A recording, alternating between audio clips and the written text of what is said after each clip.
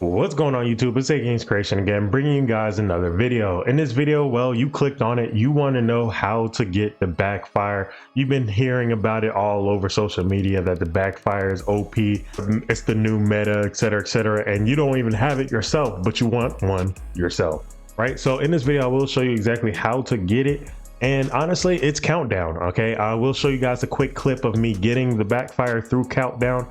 And it did take me about 10 to 12 countdown matches to get it, but that is the fastest way of getting it, is to farm it through countdown on challenging. Okay, so that's what I did. And then further in this video, we will go ahead and do a breakdown of an off meta build that I created around this, because I didn't want to have the same build over and over again all over social media. So I created my own little twist on it. It does do well, but it will not carry you through legendary. It is a heroic setup, and let's go ahead and get into the video.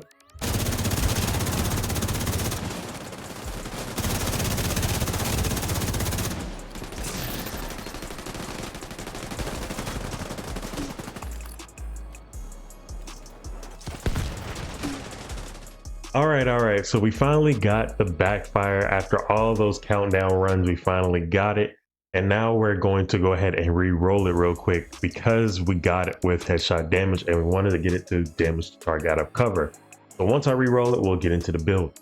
All right, we got an actual perfect roll for the damage to target out of cover. So we got lucky here. Okay, so let me go ahead and upgrade this up, and I'll probably try to put as much expertise on it as possible as well.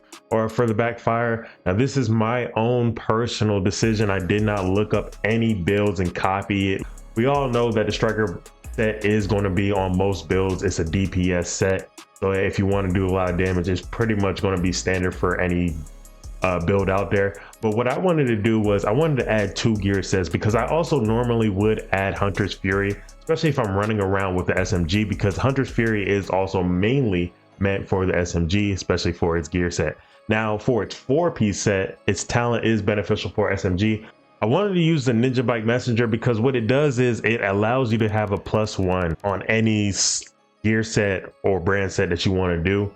For example, I have 3 pieces of strikers, but that 1 extra piece gives me, or that +1 bonus gives me 4 pieces. So now I'm rocking strikers 4-piece with hunters 3-piece, because I wanted armor on kill and health on kill. I'll explain that shortly. Now for most of the DPS, it's coming from our striker shield, because we have to use firewall. Striker shield gives you, for those who don't know, striker shield gives you damage boost, and as many blue and yellow cores you have, the more skill tier you'll have on the shield. So if we're running a lot of blue cores for the assault link, then I'm going to run the firewall specialization for the striker shield, because it gives me more tiers on that. That being said, now I'm going to use the booster hive. Booster hive, for those who don't know, it basically clears any status effect on you. A lot of people use this in PvP, so I'm going to use this for this build specifically, because we will not have any hazard protection other than the passive.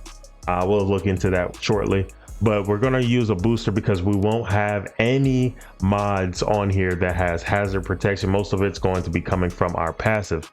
Now to our passive, we're going to run the assault link. Okay, with the assault link, you get +5 weapon damage for every non-red core. So since we have a lot of blue core, we're getting more weapon damage. Now these are the standard passives that I haven't changed them, other than the last one, which I was talking about, because in the previous video I talked about loaded up, gives you 25% of your critical hit chance value added to your critical hit damage at tier 5 in firearms. Then I want to go with safety first, not safety net. Safety first, hazard protection is increased by 7.5% for each stamina tier. That is all we have. And then with extra padding, gain 5% protection from elites per blue core. So since we have a lot of blue core, this helps with protection from elites. All right, so this is going to be huge, especially with the legendary or higher content. You're going to have a lot of elite enemies, so that passive alone will help you out. So I can see how the backfire will be this season's meta, because of the global modifier. All right, so as you guys can see, our DPS comes from the striker set and our shield, as well as the weapon itself, our blue cores and red cores. Okay, All right, so since this is an off meta build, I think heroic will probably be its cap, honestly. So what we're gonna do is go through a mission on heroic. I'm gonna do an invaded mission because I have to do it anyway. And we'll show you a couple of clips of this build in action, see how well it does, holds up as an off meta build. We shouldn't take a lot of damage, especially if we are getting kills, because we get armor back and health. I'm sorry. All right, here we go. So we have activated our assault link, and so far it looks pretty strong. It's clearing up all the enemies so far. See, the booster is taking that bleed off of me every time I reload. Look, I reload, I'm bleeding. Booster took it off. I'm out of the bleed. And you can also pick up the booster if you want to. Just conserve some charges, or you can reset it. It's up to you. I pick it up so I can conserve some charges for the next area. All right, placing it down there in front. Activated the assault link. Guys are getting melted here. And boom, we're already on to the next area. The enemy's stuck up here. Come here. Uh-oh, got somebody behind me. All right, on to the next area. All right, just a few more enemies and then we'll be able to clear out this area as well. So far so good. It is carrying us through heroic. Same thing with the purists. You just can't let anybody get behind you. If you guys don't know what I'm talking about, make sure you guys check out my purist video. I recently posted that. So I'm gonna try to get them before they start, getting comfortable. Get them right out of the spawn, because what we got to keep in mind is that the backfire is still SMG. Oh gosh, I just put myself in a bad situation here. Got him though. Helicopter coming down. I'm gonna go ahead and throw this booster in the middle here. Some health back as well. And use my assault link for this. All right, pretty much melted that chunga. All right, on to the next area. All right, small rooms like this, small areas like this is perfect for the build, because the enemies are just in our range. Look at them getting melted. All right, so we're here on to the next area. This is a hallway. We need to go ahead and activate our assault link again. Wipe them out before more spawn. Get all the rushers out of the way. They'll be spawning. Oh, they spawned over here this time. Make sure you have that shield out at all times with this build for extra damage.